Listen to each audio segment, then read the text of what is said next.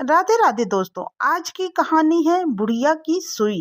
यह कहानी बहुत ही शिक्षाप्रद कहानी है। तो हम शुरू करते हैं कहानी। एक गांव में एक रात, जब चांद बादलों के पीछे छुपा हुआ था और पूरा गांव नींद के आगोश में था, एक बुढ़िया अपनी झुपड़ी के बाहर रोड लाइट के नीचे कुछ खोज रही थी। बुढ़िया के झुके हुए कंधे और धीमी धीमी बुदबुदाहट बता रही थी कि वह कुछ बेहद महत्वपूर्ण चीज खोज रही है। गांव का एक युवक जिसका नाम अर्जुन था, रात के समय घर लौट रहा था। जैसे ही उसने बुढ़िया को झुकी हुई हालत में देखा, वह रुक गया। अर्जुन ने पास आकर पूछा, अम्मा, इतनी रात में यहाँ क्या कर रही हो? बुढ़िया ने सिर उठाया। उसकी आंखों में एक अजीब सा सुकून था। उसने कहा, बेटा, मेरी सुई गिर गई है, उसे खोज रही हूँ। अर्जुन को उस बूढ़ी औरत की बात सुनकर थोड़ी सी दया आ गई। उसने कहा, अम्मा, मैं भी आपकी मदद करता हूँ, आप परेशान मत होइए, आपकी सुई मैं ढूंढ दूंगा। अर्जुन भी झुककर सुई खोजने लगा। थोड़ी देर बाद वहां से गांव का एक और व्यक्ति रामलाल गुजरा। उसने अर्जुन और बुढ़िया को जमीन पर कुछ खोजते हुए देखा तो पूछा, क्या हुआ अर्जुन, इतनी रात में तुम यहाँ क्या कर रहे हो?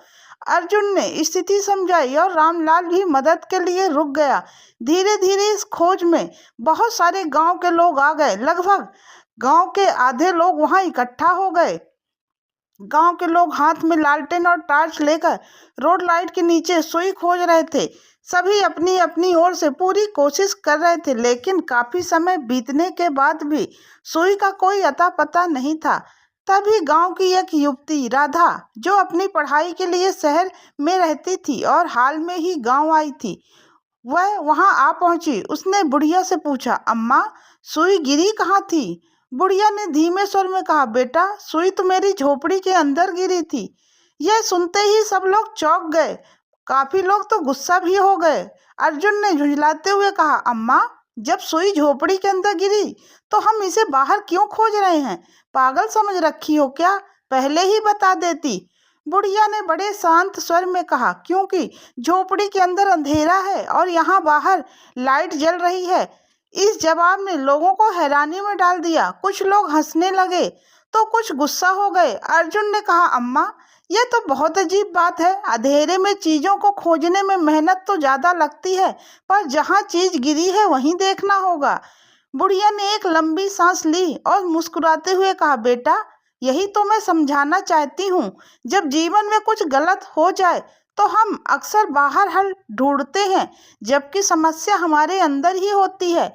हम अपने अंदर झांकने से डरते हैं क्योंकि वहाँ अंधेरा होता है, पर असली समाधान तभी मिलेगा जब हम उस अंधेरे का सामना करेंगे।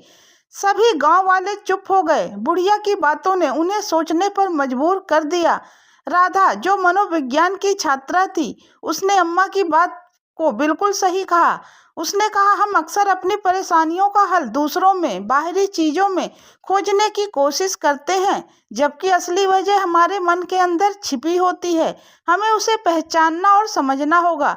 इस घटना के बाद गांव वालों ने इसे केवल सुई खोजने की कहानी नहीं माना, यह उनके जीवन के लिए एक सीख बन गई।